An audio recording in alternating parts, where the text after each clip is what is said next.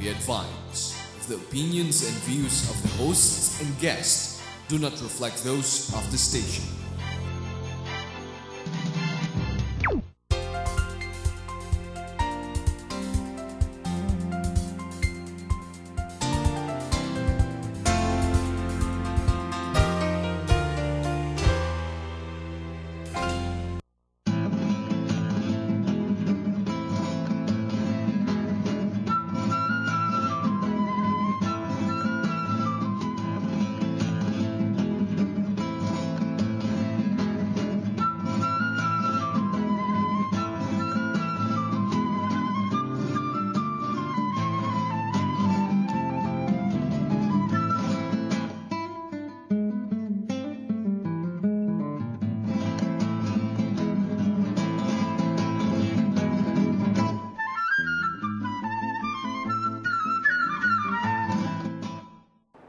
Good evening.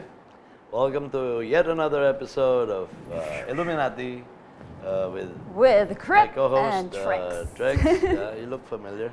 You look familiar yeah, too. yeah, Hello, loyal viewers. You look familiar too, and we have so missed you so much, so much. I hope you missed us too.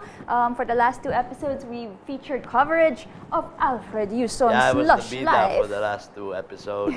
Too much the bida. It's only I can feel appropriate his head that we now slide me or away. segue from a coverage of what's called lush life, basically all about boozing up, Right? to dining. To dining. Our theme for today. Another element of lush living. Yes, so to it's speak. lush eating. Okay. And we have a special guest to represent the Very burgeoning special. Close to my heart, profession close and to my art belly. of the culinary arts. As you might know, I know a lot of parents, my contemporaries and younger ones who make sure that they send one of their brood to a culinary arts school. It's a Is that sunrise. right? It's such a sunrise industry, diba? Even in Yeah. terms of education. I would say nowadays more than ever. Yeah. I have a couple of nephews undertaking, culinary arts courses. Every family seems to have someone who wants to become a chef. And even commercially, ice cream brands, Selecta, they would get chefs to be their endorsers. That's right. Right? And we have So one. it's very timely one that we such- have one such special Okay. guest who is dear to our hearts and dear to our stomachs. Why? Why? Well, Shall you have the discuss that later privilege. on. You have the privilege We have 25 minutes to talk to him. of, Yes, I would like to introducing our introduce to you, guest. dear viewers, the one and only distinguished guest, Chef Dan the Steakmeister Hesse. Daniel, the steak master. Thanks for having me. Yeah. Hi, Daniel. Yeah. Hi Dan, thanks for joining us.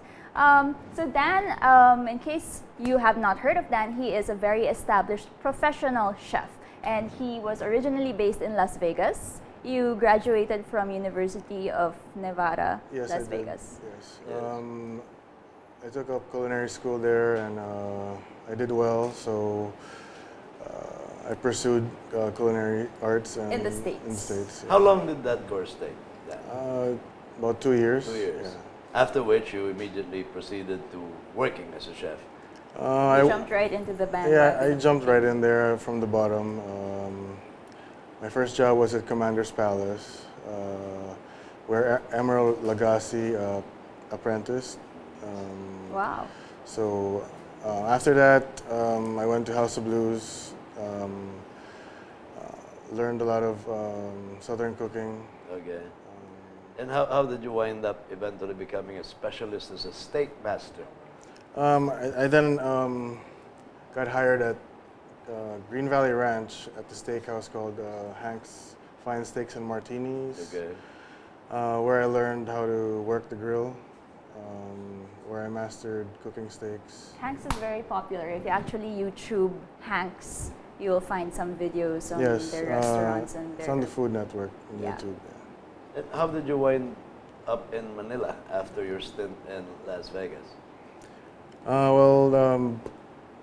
I found myself kind of in a dead end over there, which was kind of like a damper. So I decided to come back to the Philippines and pursue my culinary skills. Yeah. Back to further. the Philippines because you are half Filipino. I'm half is that Filipino, Right? Yes. yes. And half German. German. Was there ever a time when you grew up here?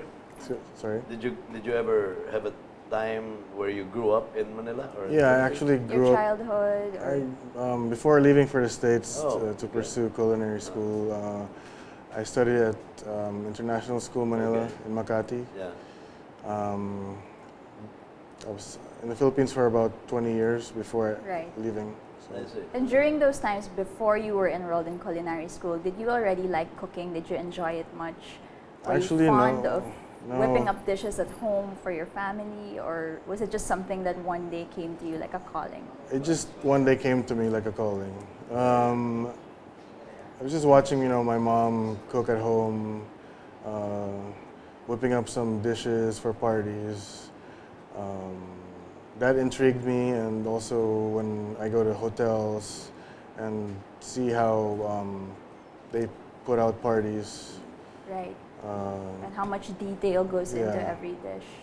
So I understand, Dan, that you are currently employed as a chef or a sous chef Yes. in a top-notch hotel, Very right? But prestigious hotel, yeah, the but name that, of which we cannot mention. yeah, okay. You have plans, however, to set up your own outlet or your own restaurant with Yes. your brother. That's true. That's going to be opening pretty soon. It's called Kova. It's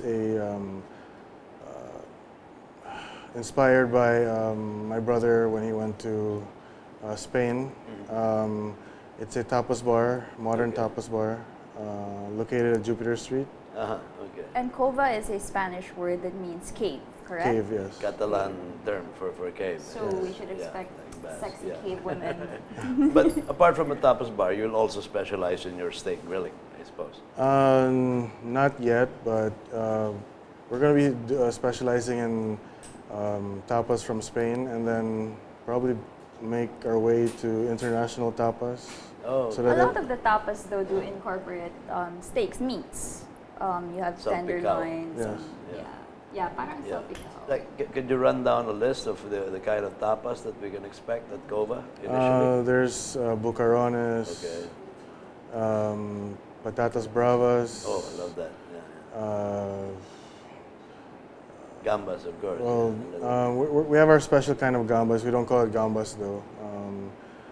And we got this ravioli with oxtail and truffle Making me Oh, hungry. yeah, right. and Yeah. reduced balsamic vinegar. Okay. Um, Okay. Yeah, that's only just a few things, but we also have lengua and paella. I was about to ask. Paella yeah. negra. Paella negra, yeah. Yeah. Yeah, because love that. this, the best paella negra I've had in recent years was in Boracay, Dos Mestizos. Don't say Las Paellas. They really get Don't say Las Paellas. Okay, Because I okay. used to go out with the owner of Las Paellas. Okay. Brings okay. back bad memories.